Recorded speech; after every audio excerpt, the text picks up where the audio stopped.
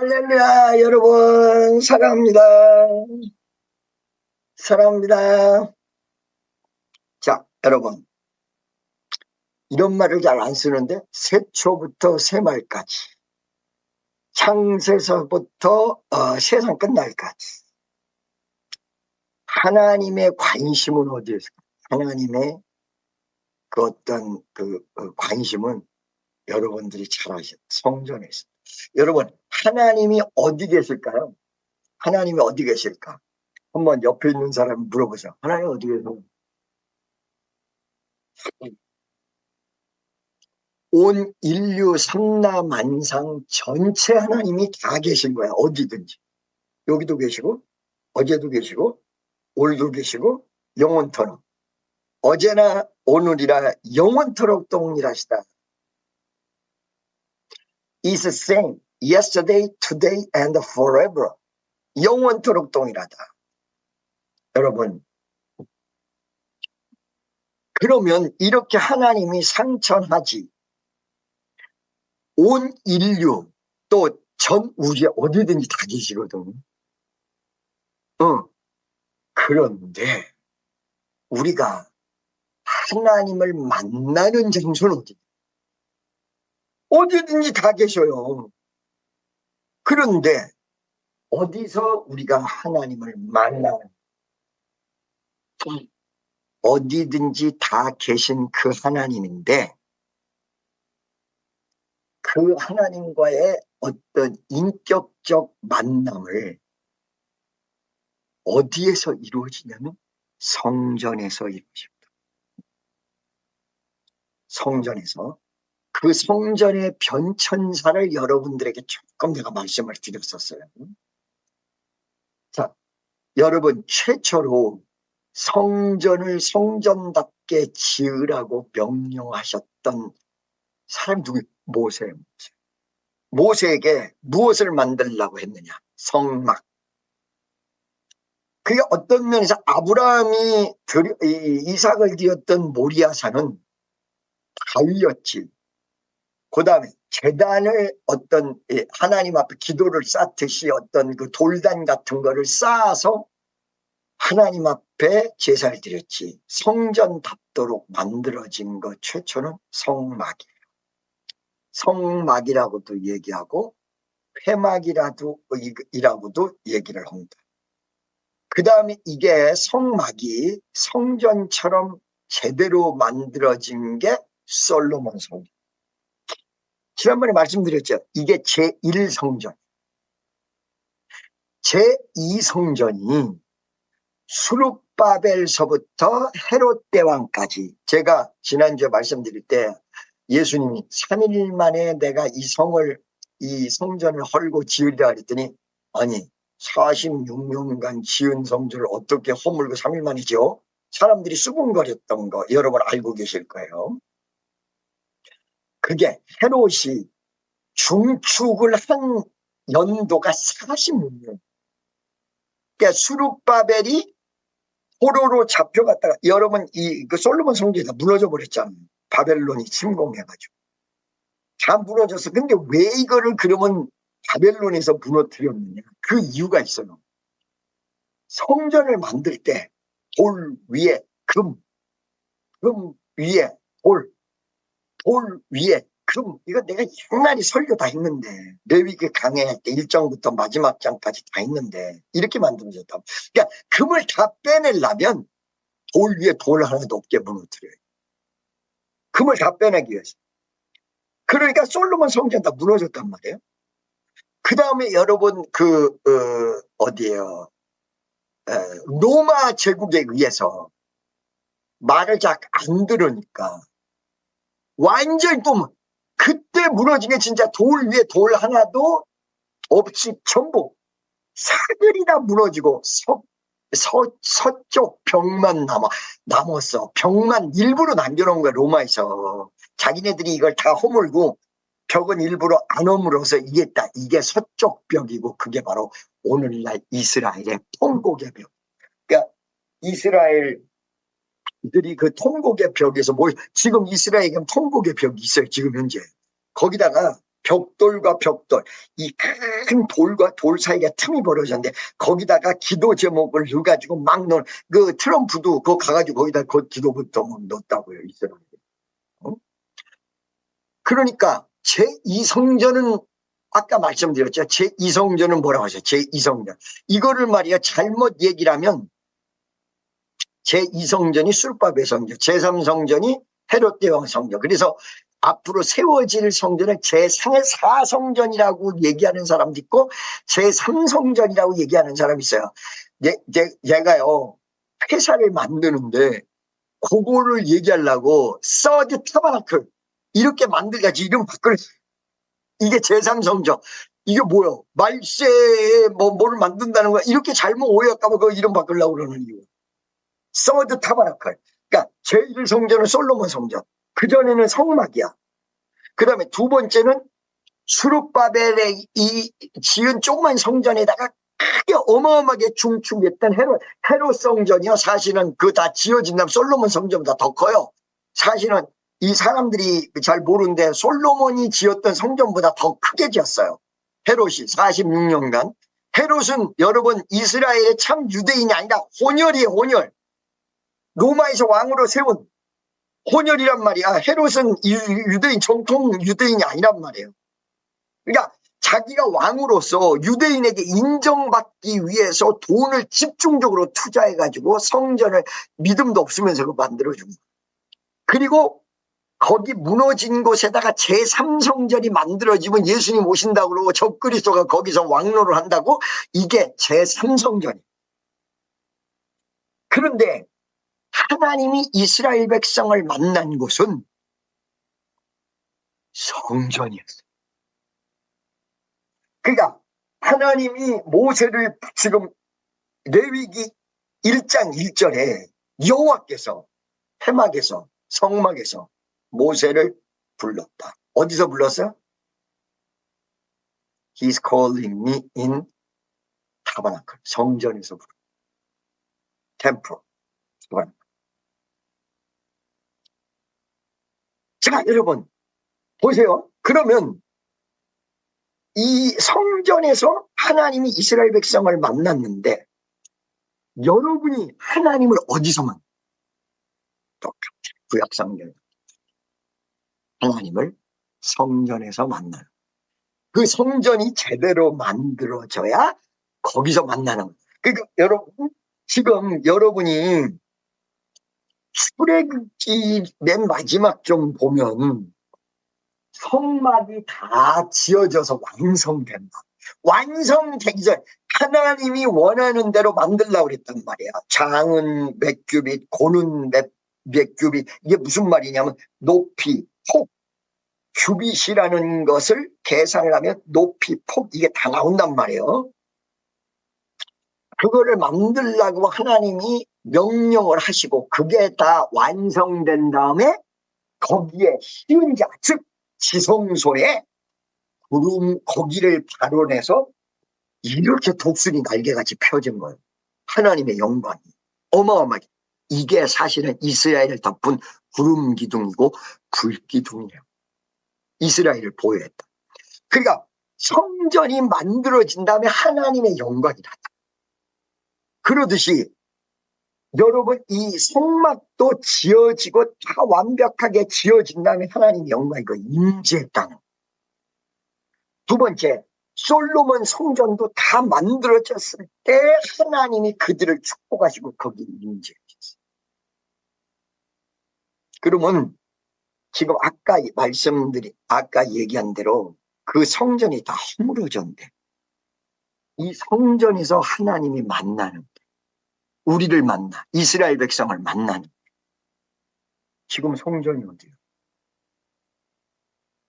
너희 마음이 성전인 것과 하나님의 성령이 너희 마음에 거하시는 것을 알지 못해.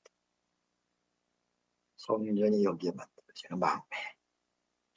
이게 그러면 어느 때 하나님이 강력하게 임재하느냐? 성전답게 만들어졌을 때 여기에 임재해요. 무슨 말씀인지 아시겠죠? 그러면 이 성전에서 무엇을 하느냐? 하나님과 만남의 내용 속에 제사.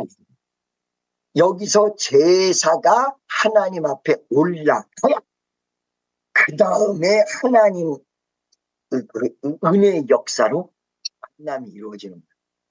이 제사를 드릴 때 이 제사가 하늘나라에 연락되기 위해서, 자 3절 보도록 하겠습니다. 이 예물이 소의 번제이면 흠없는 수컷으로, 짐승을 드릴 때 소면 흠없는 수컷,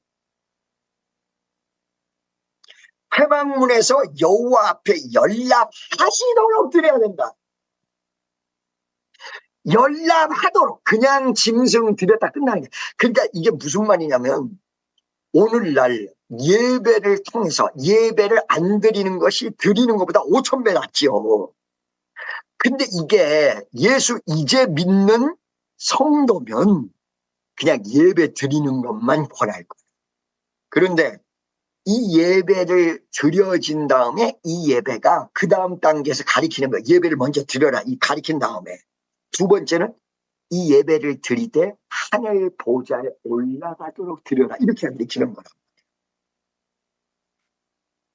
여러분, 예물을 드려야 되는 게 하나님 앞에 제사가 올라가도록 하는 건데, 무조건 제물을 드린다고 해서 이게 올라가는 게 아니에요. 그러니까 무조건 봐봐요.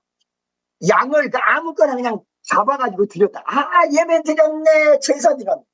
전혀 소용없어요. 어떻게 이 제물을, 그 제사할 때는 제물이 있어야 제사가 되는 거야. 제사라는 건 제물 드린다는 거란 말이에요. 그러면 이게 제물이 드려지는데 3절같이 여호와 앞에 연락하시도록 드리기 위해서는 어떻게 돼요? 소의 번제면 흠없는 수컷. 요게 드려져 올라가는 거야. 그냥 소 한다고 해서 드려지는 게 아니라 흠없는 수컷. 이게 누구를 상징하는 예수님이. 그러니까 누군가가 나를 위해서 죽는다고 해서 이게 다 되는 게 아니라 흠없는 제물이 드려져야 내가 하나님을 만나. 인류 역사상 죄가 없는 분은 예수님밖에 없다는 거예요. 예수님밖에 없는 내용을 여러분 아시겠어요? 어느 날 유전자 검사를 하는데 이거를 발표한 사람이 조금 뭐라 그럴까, 좀 좀 희한한 사람이 발표를 했기 때문에 이걸 잘 얘기를 안 하는데, 예수님의 혈흔을 이스라엘에서 채취를 해서 발견했다는 거예요. 예수님의 혈흔을 DNA 검사를 한 거예요. 그러면 DNA에 46개인가 그렇대요. DNA에 뭐가 들어있다고 그래. 그게 유전자가 46개인데 예수님의 혈흔같이 채취해가지고 과학자들이 봤는데 23개밖에. 그리고 그 혈흔은 사람이 죽으면 몇 시간 이내 혈흔에 그 생명체가 죽는다 그러네. 근데 예수님 혈흔이라고, 누구 혈흔이라고 얘기하지 않았다는 거예요. 그걸 가져가서 보니까 이 혈흔은 살아있다. 그래서 그걸 조사했는데, 유전자 검사를 했는데 23개. 그러면 이게 23개 46개인가 그래요. 착성 내가 지금 숫자를 정확히 모르겠는데, 아버지로부터 온 게 23개, 엄마로부터 온 게 23개.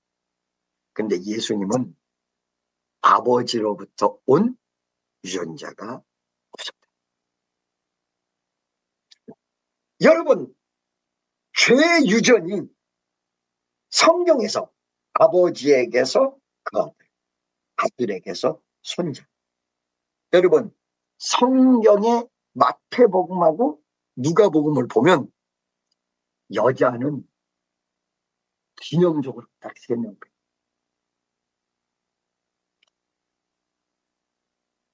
수 없는 남자들이 나오는데 여자는 예수님의 족보에서 딱 3명밖에 안 돼.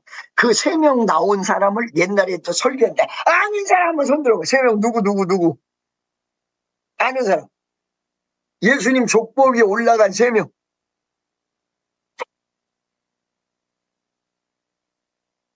첫째 여자는 다말에게서 라고 얘기하면서 야곱의 며느리. 그 다음에 누가 나오죠? 기생 야하. 그 다음에 누구예요?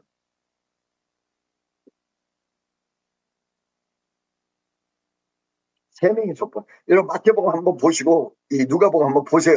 내가 잘못 얘기했을 수도 있으니까. 그리고 모든 건 다 남자. 그러니까 이 성경에서 얘기하는 건 목의 혈통이 아니에요. 부의 혈통. 아브라함이 이삭, 이삭에서 야곱 이러고 나와. 그러니까 예를 들어서 아브라함의 아내 사라에게서 리브가, 리브가에서 누구 이렇게 하고 그리고 다 이렇게 나오잖아. 부의 혈통.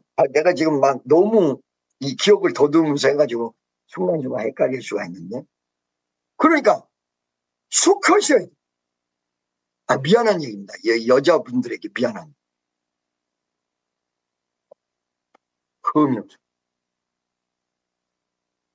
이 두 가지가 그 예물이 연락될 수 있는 조건이야.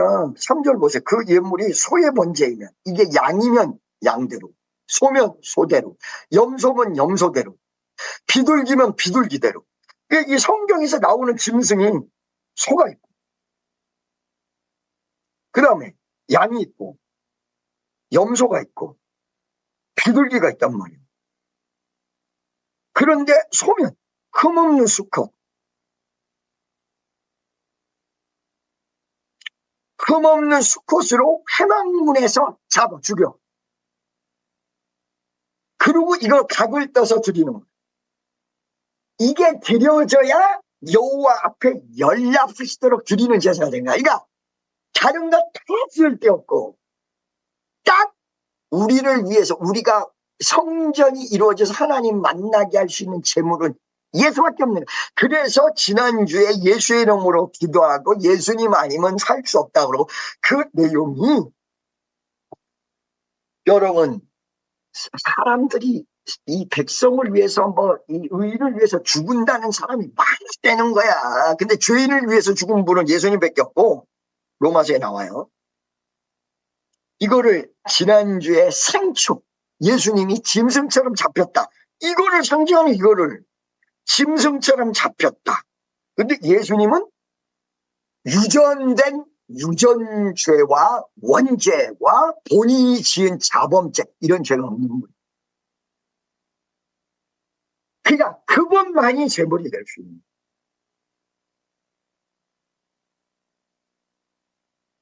아멘이죠. 아까 말씀대로 이렇게 예물을 드리는 장소가 성전이에요. 아브라함은 모리아산에서 이삭을 갖다 바쳤지만 이 모리아산이 나중에 그 성전 자리라니까. 모리아산이 성전 자리야. 여호와께서 모세를 어디서 불러서? 사막에서. 그러니까 그 전에 성전이 있기 전에는 호렙산에서 불렀어. 근데 회막이 만들어진 다음에 모세를 회막에서 불렀어. 그러면서 일러 가라사대, 가리켜 가라사대, 이걸 가리켜라. 이스라엘 자손에게 과여 이르라 가리키는데 그들에게 선포하고 가리켜라. 너희 중에 누구든지, 애니바디, 누구든지, 김씨든 박씨든 홍씨든 고씨든 이씨든 왕서방이든 일본 사람이든 백인이든 흑인이든 중국 사람이든 누구든지 여호와께, 여호와랑 대화하기 위해서, 하나님과 만나기 위해서 예물을 드리려거든 생축 중에서 소나 양으로 예물을 드릴지니라. 이 염소하고 비둘기 안 나오는데 소, 양, 염소, 비둘기.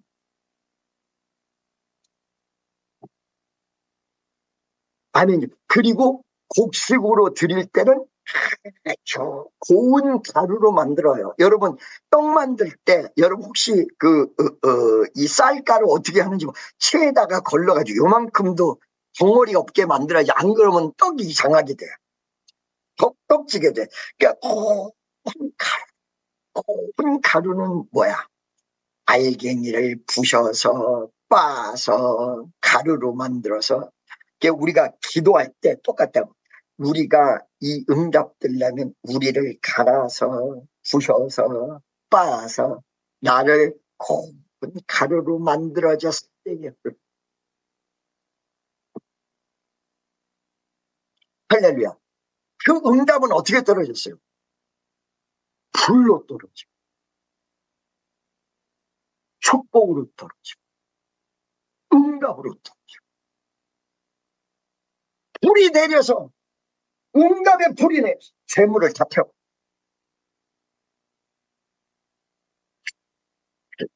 신앙 축복성 여러분, 오늘 이 4부는 3부 때 너무 길게 해가지고 간단하게. 여러분 하나님을 만나는 것은 성전입니다. 여기 지금 성전이라고 하는데 사실은 엄밀히 얘기하면 여기 모임의 장소는 성전이 아닙니다. 예수님이 드려진 이 제사를 이미 드려졌기 때문에, 그리고 우리 마음속에서는 계속 반복적으로 드려지기 때문에 성전은 옛날에 존재했고 우리 마음에 존재했고 하늘 성전에 존재하고, 지금 여러분들이 예배 드리는 것은 말 그대로 예배 드리는 집, 그래서 예배당 그 말이죠. 지금 우리가 예배를 드리는 거 이걸 산제사로 드려지기 때문에 우리가 예배당 만들 때 성전 그러는데 그건 말하기 좋고 싶어서 성전이고, 거기는 예배를 드리는 예배당. 그러면 이 예배를 드릴 때 여러분의 진정한 하나님 만나는 성전은 여기서 이루어지는, 여기에서. 여기에서 제물이 하나님 앞에 드려져야 돼. 이 마음 속에서 예수가 살아서 움직여야 돼. 예수의 말씀. 그럴 때 날마다 드려지는 제사가 됩니다. 그러면 이 마음 속에 하나님의 축복과 응답이 떨어지고 여러분 환경에서 하나님의 기적이 나요. 목사님 어떨 때 목사님 설교 들어보면 우리가 고난을 당하는 걸 두려워하지 말라 그러고 이 고난을 축복이라고 생각해 하라고 그러는데, 또 어떨 때 보면 막 형통하고 이런 거를 얘기를. 여러분 이게요, 이 축복이 다 포함되어 있어요. 축복이 다 포함돼. 제가요 어느 날 조금 늦게 움직여가지고 뭐를 하나 못 샀거든요. 근데 파는 사람이 뭐라고 하냐면 이거 못 산 게 럭키다. 왜냐? 그걸 못 샀는데 좀 더 좋은 게 와서, 더 싸고 좋은 게 와서.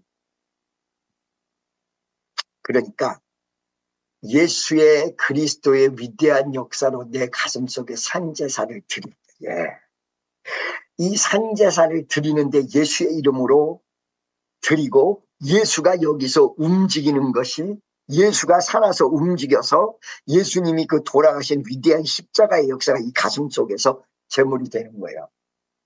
그러면 성령이, 하나님의 은혜가 여러분 마음속에 임하는 거예요.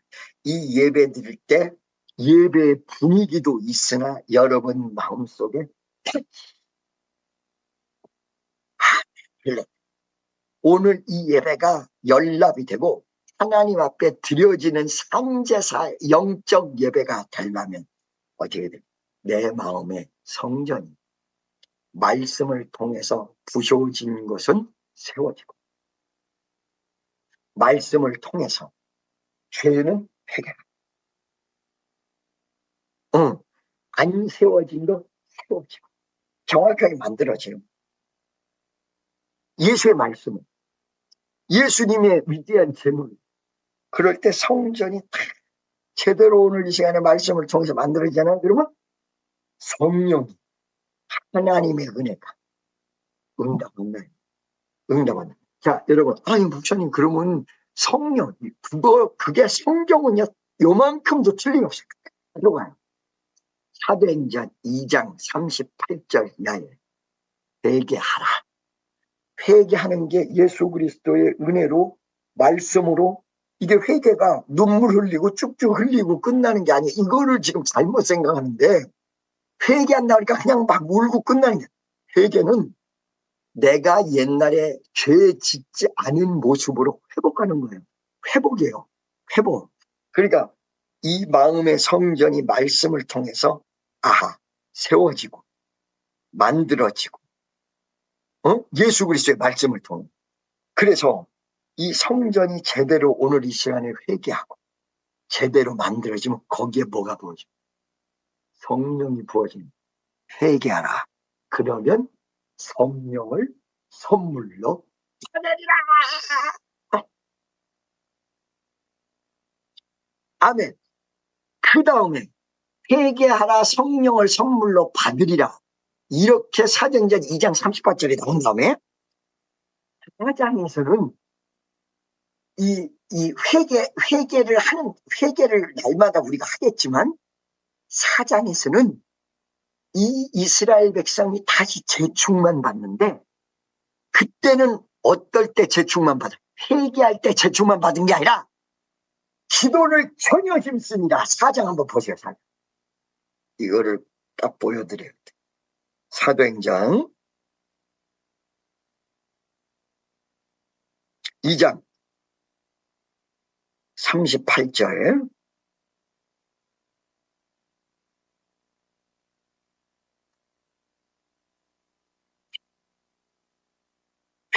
이게 회개하고 죄사함을 얻는 게 회개라는 거죠.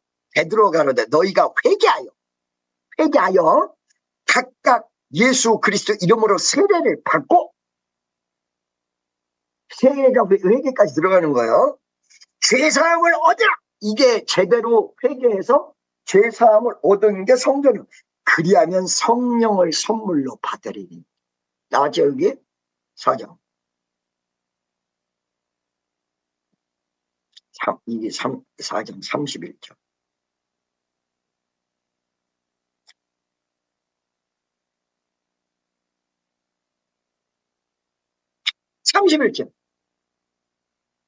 필기를 다음에 모인 것이 진동하더니 무리가 다 성령이 충만하여 잠대히 하나님의 말씀을 전하고.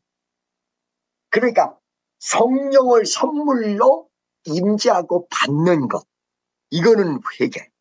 그리고 충만받는 것 더 기도하는 것. 그러니까 오늘 이 시간에도 이 두 가지가 같이 적용돼. 자, 회개에서 성전이 제대로 얻어지면 성령이 다시 강력하게 임할 것.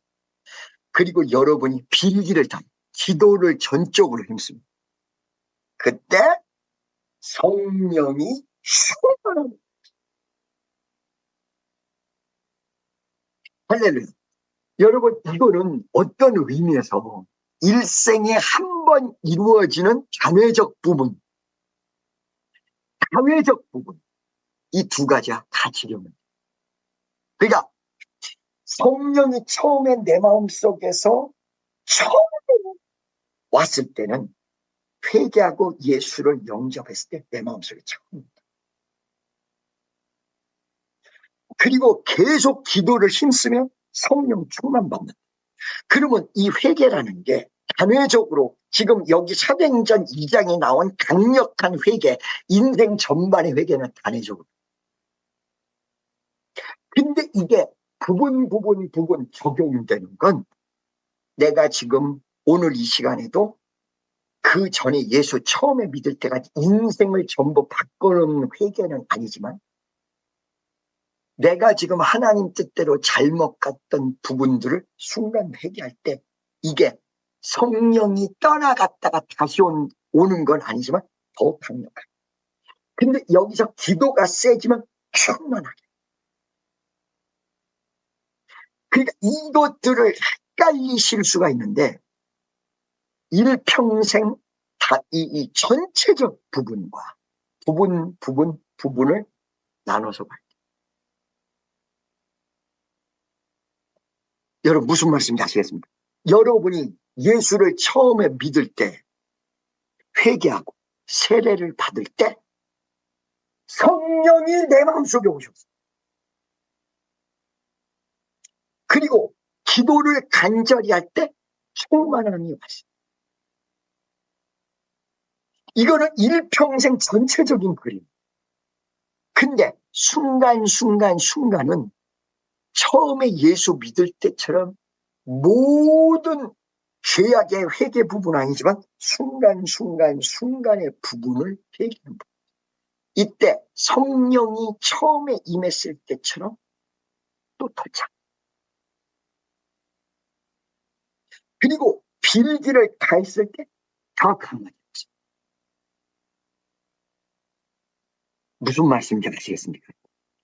그래서 다시 레위기로 잠깐 돌아가면 이거를 많은 사람들이 헷갈리는데 이 적용이 옛날에 제가 말씀드렸어요. 성령 세례는 단회적이지 매번 그러는 게 아니다. 맞아요. 처음에 예수를 믿고 회개했을 때 성령이 내 마음속에. 그리고 4장 30절에 더 기도할 때 충만함이 왔어요. 근데 이 충만함은 항상 있는 게 아니라 떨어져 점점 떨어져 점점 떨어져. 무슨 말씀인지 아시겠어요, 여러분?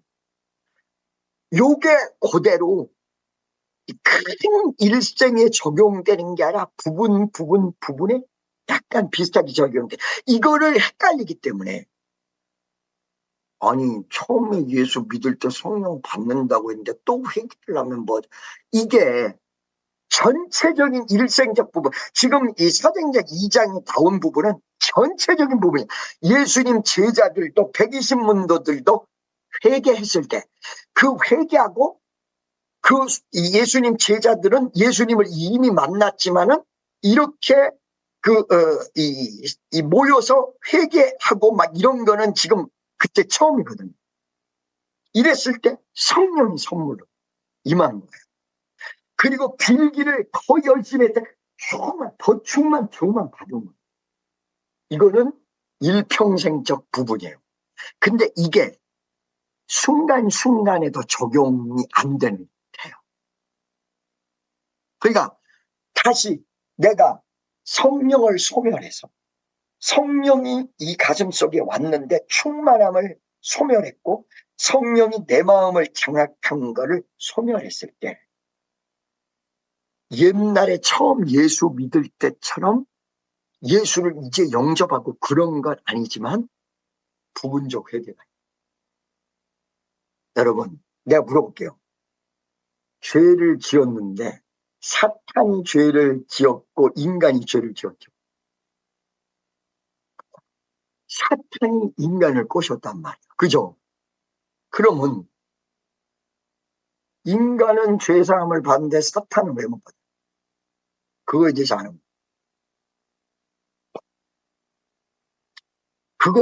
법. 여러분 한번 내가 물어볼게요. 사탄은 죄사함을 못 받아. 근데 인간은 죄사함을 받아. 그거에 대해서 아는 법 한번 손 들어봐요. 잘 들어요, 여러분. 사탄은 전적 타락이. 인간은 사탄의 꼬임에 의해서 구분 타락이.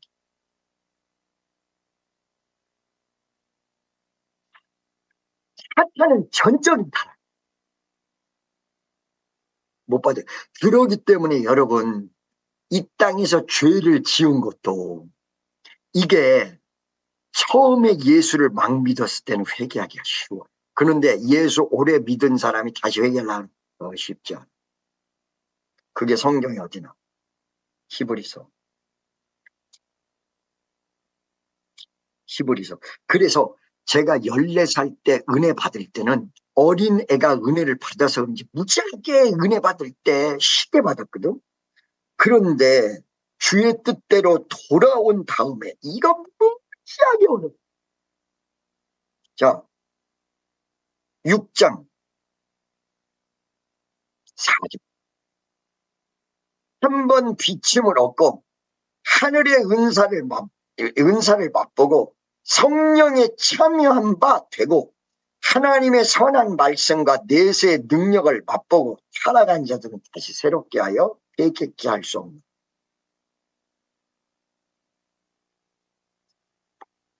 여러분 잘 들으셔야 돼요. 우리가 사도행전 2장에 나타난 것은 일평생 최고의 회개를. 그러니까 그런 회개가 다시 되기가 어려워. 자, 그런데 예수 안에는 그대로 있어. 믿음 안에서는 그대로 있단 말이야. 완전히 타락한 건 아니란 말이야. 그리고 다시 한번 살짝 회개하면 성령이 다시 터치하는 건 그대로.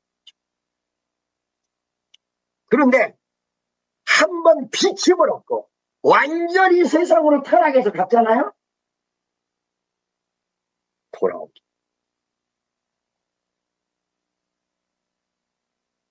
그러니까 지금 우리가 그대로 예수님 안에 있잖아요. 근데 순간마다 조금씩 옛날처럼 완전히 세상으로 가서 예수 안 믿고 전적으로 가는 거 아니야. 그러니까 이게 부분적으로는 적용이 된다. 뭐 그런 사람도 있어요. 예수 믿다가 중간에 세상으로 갔다. 다시 돌아와서 믿는 사람들이 많이 봤어요. 저도 근데 제가 14살 때 은혜를 받은 다음에 술 먹고 방탕했다라는 부분은 있어서 내 마음속에 내가 그때 죽었으면 천국 못 갔다라고 생각하는 순간도 있었으나 지금 보면 완전히 천국을 잃어버리지는 않았다. 왜 그러냐? 나는 그렇게 해서 완전히 타락한 줄 알았는데 제가 14살 이후에 술을 먹고 세상적으로 왔다 갔다 한 일이 있어도 예수를 부인한 적은 없어. 예수를 부인한 적은 없었단 말이야. 그러니까 그때도 개천민족회라는데 이용범 박사라는 사람이 날 데려갔는데 거기에 장군 신전 앞에 절이 안 되는 거야. 그리고 나는 생각도 없었는데 그게 완전히 딱 뿌리 박듯이 그러는. 할렐루야. 그래서 여러분 수 없는 사람이 사명도 감당하는 하나님 뜻대로 안 가면 지옥 간다. 이렇게 얘기하는 내용은 상당히 장기간적 부분이 적용이 돼요. 그러니까 쉽게 얘기하면 처음에는 예수님 안에 있으면서 교회는 내가 한 달에 한 번씩 가야 되겠다. 그리고 나 이제 뭐 믿음의 기도 같은 거 별로 안 하고 싶다. 그런데 여전히 예수가 나의 구주로 인정을 해. 그러면 이거는 조금씩 죄악을 저질러 간 거란 말이에요. 그거는 말이죠. 조금 회개하기가 쉬워서 금방 들어 금방 회개를. 근데 이게 조금씩 결국 쌓여서 완전히 그게 많아져서 마지막에 그 많아진 양은 어느 정도 양인지 몰라요. 그런데 어느 날 보니까 예수가 나를 위해서 돌아가신 거 그거 가짜예요.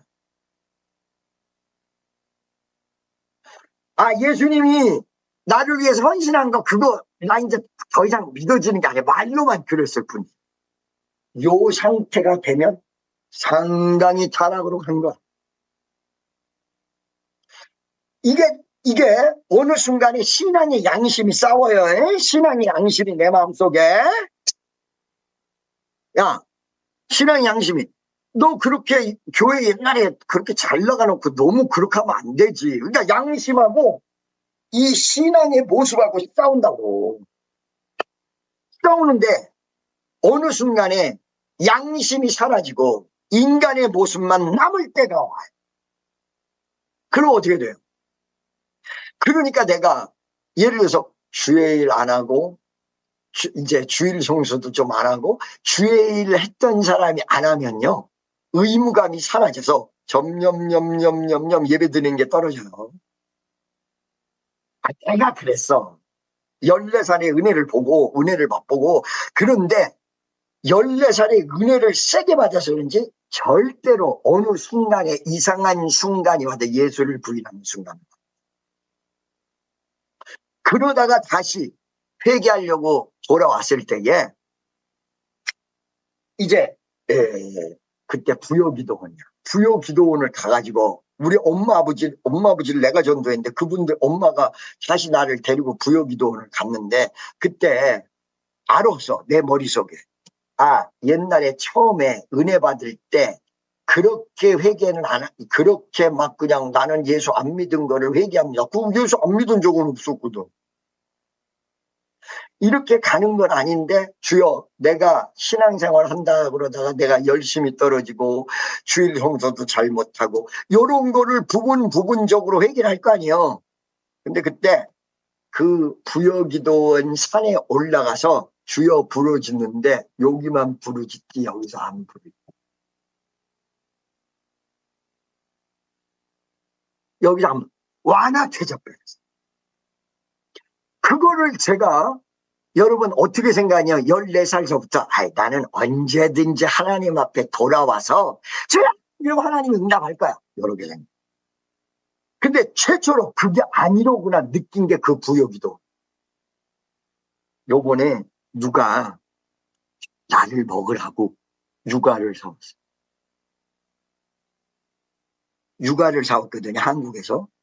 그 육아를 냉동실에다가 넣어놓고 조금씩 먹으면서 그때 생각.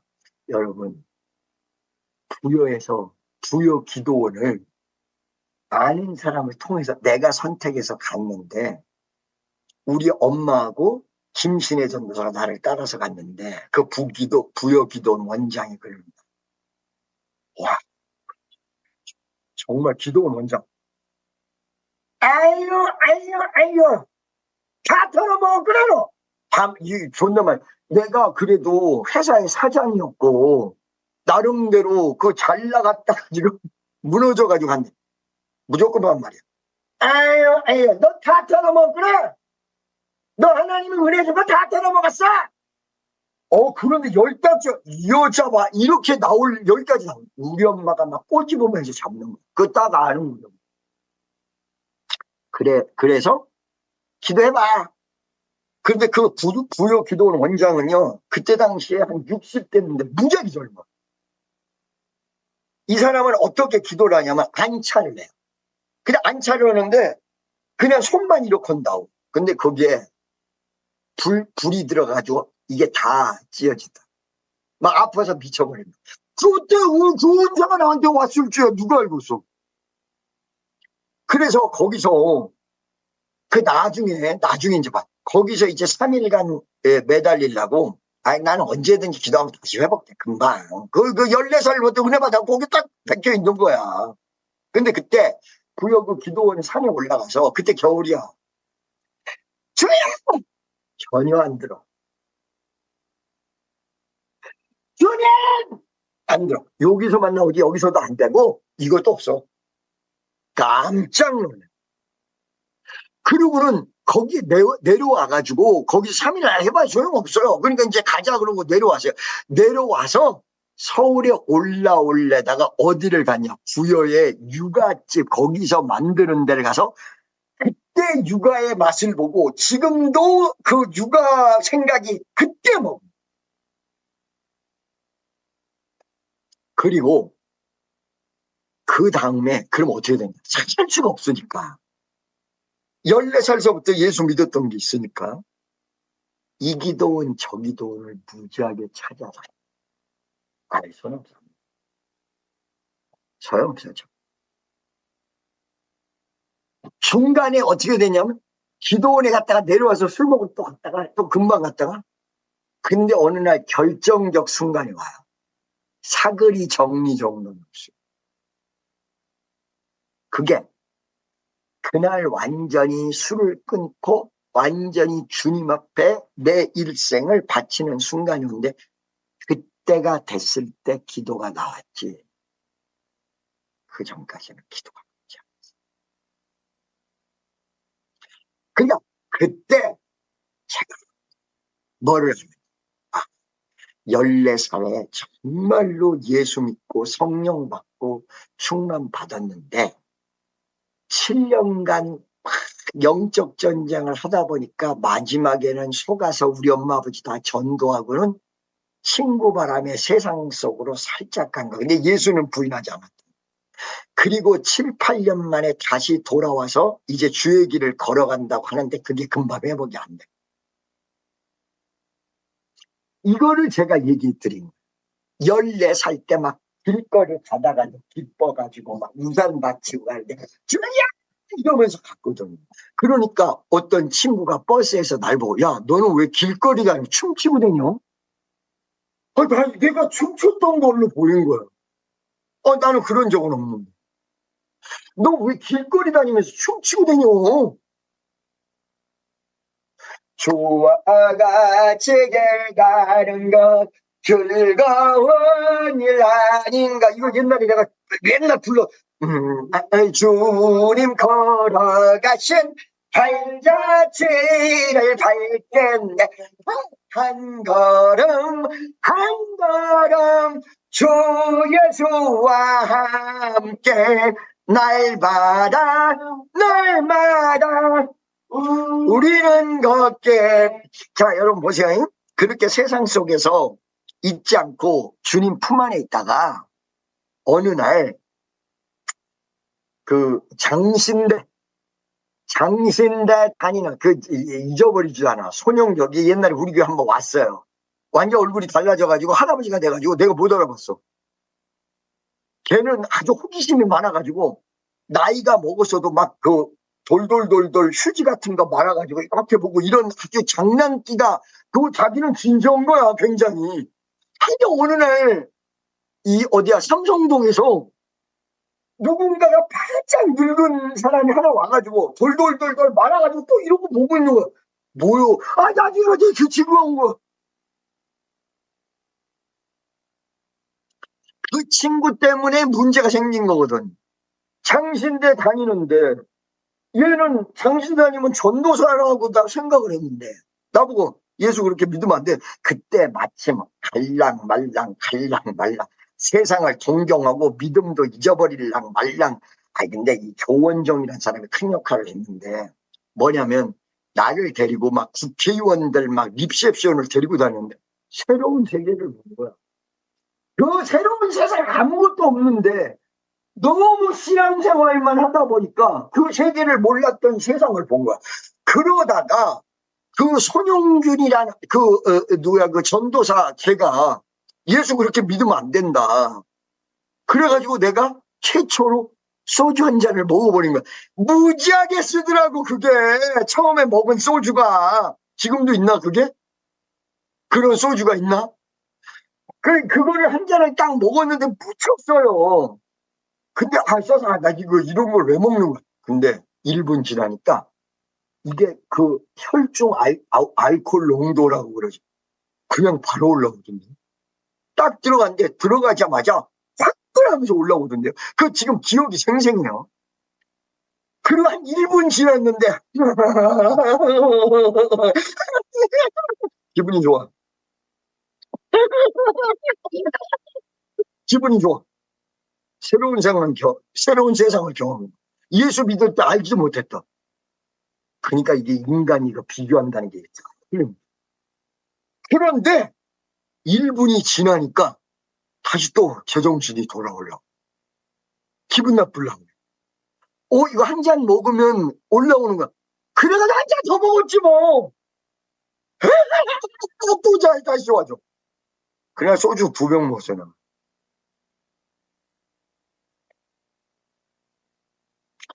그리고는 생각나. 이게요. 영적으로 기뻤던 걸 완전히 잡아먹은 거예요. 어느 순간에 딱 지나니까 14살에 그 기뻤던 부분이 사라졌다는 걸 알았는데 때는 늦으리 늦었어. 이게 동종이 돼서 안 멈춰. 안 멈추고요. 심지어는 술 먹고 기도한 적. 아이, 술 먹고 내가 왜 이렇게 됐을까? 막 눈물이 나는 거야. 그 막, 누구요? 나 왜 이렇게 돼서 이러고 막 마셨지 뭐.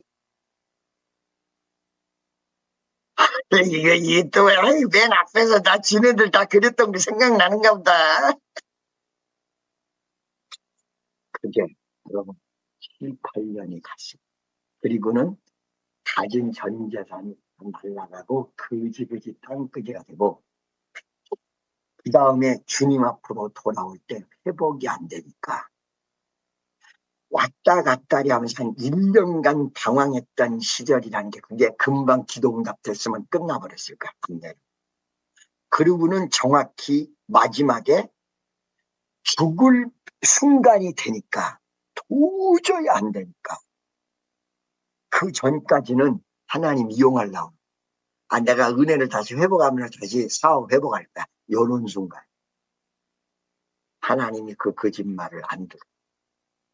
그러다가 1년간 버티다가 마지막에 정말 다 죽게 되서 진짜로 손드니까 그때 기도가 되기 시작하면서 완전히 나를 뒤집어엎는데 여러분 제가 아까 지난주에도 말씀드렸죠. 하나님이 응답으로 영적으로 오시면 그 영적인 응답이 왔을 때 그게 금방 현실에 나타나는 게 아니라 몇 주 있다 나타나는 경우도 있고 며칠 있다 나타나는 경우도 있고 다니엘이 첫날 응답받았는데 현실에 나타나는 건 3주 뒤에 나타났어.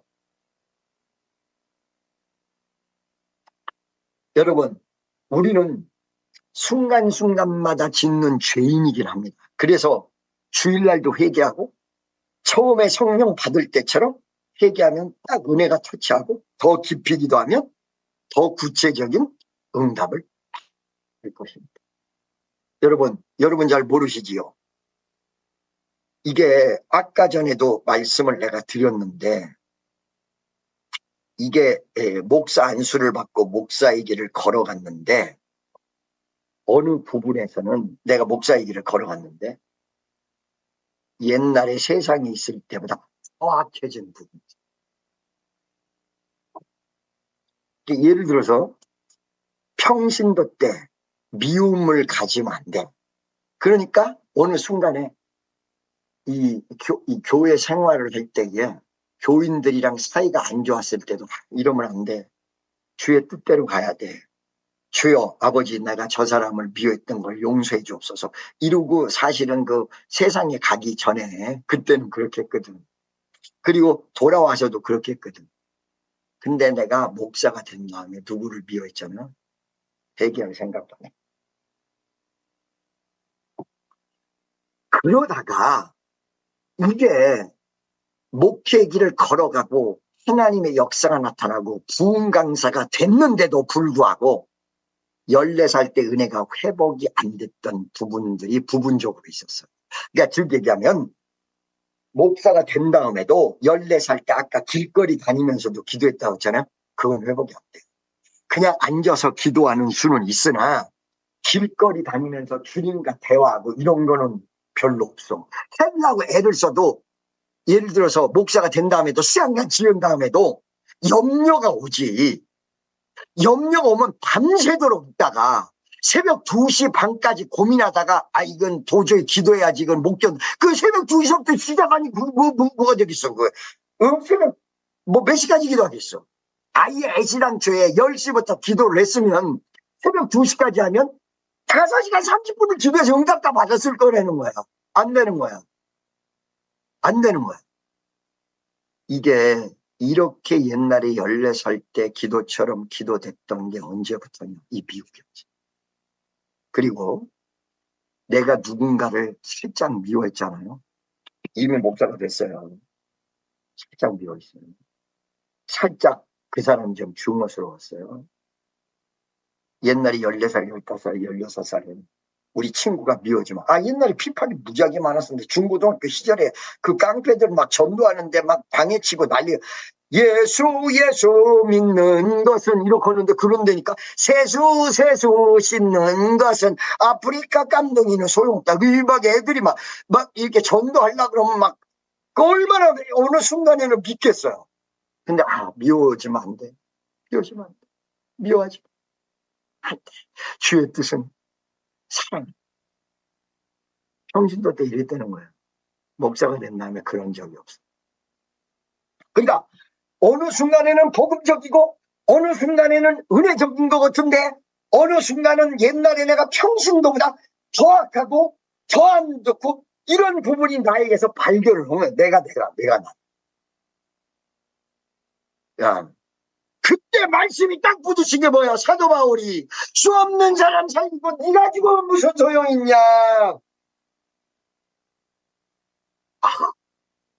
이게 옛날에 그랬듯이 이게 빨리빨리 하나님 앞에 돌이키면서 회개하면서 절실히 기도하면서 이게 끊기면 요만큼씩 자라다가 어느 순간이 오면 완악해지는 순간이 오고 그 완악해지는 순간이 넘어가면 믿음이 떨어지고 예배 드리는 게 싫어지고 말씀 듣는 게 싫어지고 그 다음에 내 가슴 속에 산제사로 드려지는 게 싫어지고 이것이 계속 은혜가 올라가듯이 증오가 올라가면 안 드리게 되고 이것이 기분이 더 좋게 되고 세상으로 가는 게 더 좋게 되고 마지막에는 예수 한다 이렇게 된다.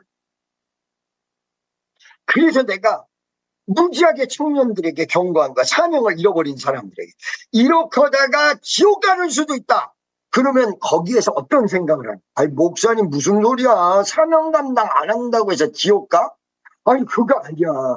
사명 감당 안 하면 믿음이 떨어지고 믿음이 떨어지다 보면 예배를 참석하지 않게 되고 예배를 참석하지 않으면 말씀도 잊어버리게 되고 옛날에 가졌던 이름도 저기도 잊어버리고 지금 사람들이 달콤하게 유혹하면 그쪽으로 가다가 보면 완전히 예수를 잃어버리는 순간이 온다. 그러니까 사명 감당 안 하는 자체가 지옥을 간다는 얘기가 아니에요. 사명 감당 안 해도 예수만 믿으면 천국까지 못 오겠어요.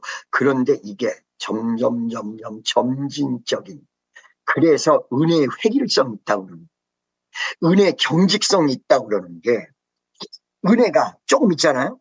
있으면 더 은혜를 받고 그리고 이 은혜가 어느 날 은혜가 되잖아. 더 큰 은혜를 받고 점점 들어요. 근데 어느 날 은혜를 까먹잖아요. 그러면 예배 참석을 있는 자는 무릇 있고 없는 자는 있는 것마저 뺏긴다. 그래서 사실은 어떤 면에서 내가 목회를 하려고 하나님 뜻대로 가야 된다. 이것도 있으나 어느 순간 내가 결론을 내리고 이렇게 가야 되는 게 나를 위해서 이렇게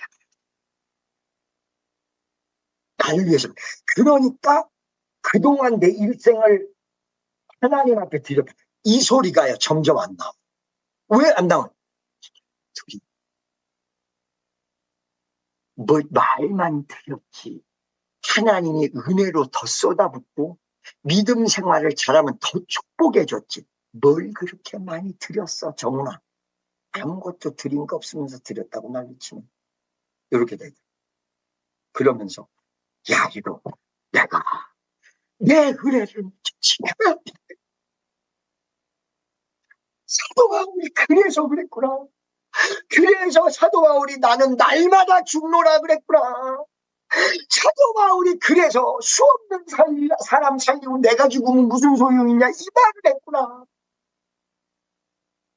이거는 사명 감당이 예수를 위해서 한다 이렇게 이 말도 그렇게 하고 그게 원래 목적이지만 실질적으로 내용을 보니까 쉽게 얘기하면 이 말이야. 어느 날 미국 사람한테 닥터 김 직원 잘못 쓰면 그 어저께 들으니 직원이 너를 케어하자는 게 네가 직원만 케어하고 끝날 거야. 그 케이켄트가 얘기야. 내가 사람을 쓰려고 막 그냥 무조건 쓰려고 No, no, no, no, no. You don't need that. 그러면서 뭐라고 그냥 If you need receive any help from the employee, no. You will take care of for the employee. 여러분, 우리가 주의를 한다고요? 천만에 만만에 콩떡이요. 여러분이 어디서 주의를 한다고 순종의 길로 가니까 하나님의 은혜를 쏟아부어서 나를 외려 더 도와주셨지. 창피해. 정신 차려 김정은. 네가 뭘 그렇게 희생해. 희생하려고 그냥 순종의 모습으로 간다는 것뿐이지. 희생은 네가 했어? 예수님이 널 위해서 했지. 예수님이 널 위해서 했지. 네가 예수를 위해서 했어? 맞네요. 창피해. 맞네요. 지금까지 지내온 걸 주의 크신 은혜라 한이 없는 주의 사랑 어찌로 다할까 할렐루야 자나깨나 주의 손이 항상 살펴주시고 모든 예를 주 안에서 형통하게 하시네. 몸도 마음도 연약하나 세임받아 살았네. 물붓듯이 부수시는 주의 은혜 족하다. 사랑 없는 거리에나 험한 산길 주의 손을 굳게 잡고 찬송하며 가리라. 주님 다시 태올라니 날도 날로 다가와 온짐 주께 맡겨 설날도 멀잖네. 나를 위해 예비하신 고향제 돌아가 아버지 안에서 통통하게 살리라. 그 다음 절이죠? 없죠? 여러분, 그렇습니다. 여러분, 저도 설교하다 보니까 사람들을 깨달으라고 지금까지 목회를 하면서 이렇게 얘기했는데 나는 지금까지 목회를 하나도 한 게 없습니다. 내가 보니까 누구를 위해서 헌신했습니다. 순간순간마다 기도해 줄 때 막 찐이 빠지 이런 거는 있겠으나 사실은 건강 주지 않아서 아예 하지도 못했고, 지금까지 이 미국에서도 하나님의 은혜 회복시켜 주지 않았으면 아무것도 할 수 없어요. 내가 내 만족 속에. 그래서 여러분, 사실은요, 여러분을 뭐라고 한 게 아니고 우리가 첫사랑을 회복하기 위해서 그 전에 25년간이라는 그 역사를 잊어버리고 새로운 마음으로 새로운 교회를 하자 이랬던 것 뿐인데, 이게 말로 설명을 다 못 오니까 목사님 괜히 신경질 나니까 교회를 뒤집어엎는다 자꾸 그런다, 그거 아니었거든요. 사실은요, 우리가 한 일이 아무것도 없습니다. 내가 한 일이 그냥 순종한다고 미국에 왔는데 하나님이 부어주신 축복 속에서 그냥 살다가 그냥 지금까지 이렇게 뭐 세워준다 뭐한다 이 응답 받은 대로 그냥 갔을 뿐이지, 내가 아니라 예수님 나를 위해서 죽었고 예수님 모든 걸 다 하셨고 예수님께서 모든 걸 이루시고 예수님께서 붙잡아 주셨고 지금도 예수님이 하고 계시고 이 쓸모없는 인생을 위해서 지금도 두 팔을 벌리시면서 내가 너와 함께. 여러분 이거를 몰랐던 시기에 예수가 나를 위해서 돌아가신 제물이고 지금 그 예수의 말씀이 내 가슴 속에 들어오면서 예수님이 다시 제물로 이루어지고 내가 정말로 그 마음이 주님의 말씀으로 고쳐지면서 하나님의 임재가 더욱더 새롭게 이루어진다. 이 위대한 역사를 잘 모르고 나갔던 적이 있습니다. 제가요 아무것도 가르칠 게 없어요 사실은요. 그런데 이 사명을 줬기 때문에 그 느낌대로 어느 순간에 말씀이 깨달아지면 그거 얘기하는 것 뿐이거든요. 자꾸 친애하는 축복 성도를